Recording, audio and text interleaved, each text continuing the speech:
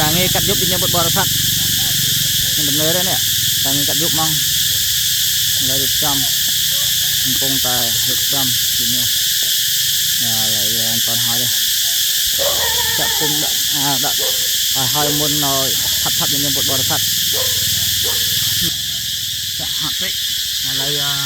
vừa như mưa tột na đi theo vật được trăm con hỏi cho lấy nữa hai nhiều lấy cái cung tài được trăm bàn chẳng ha đấy mà luôn mà chơi được trăm chạ sạch đây nào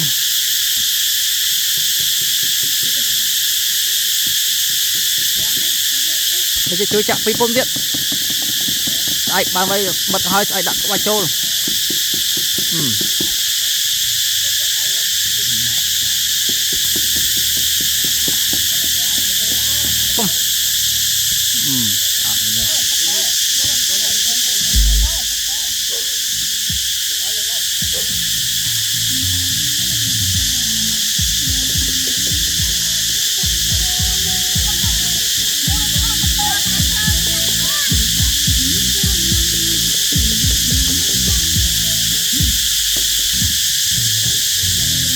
Càng nghe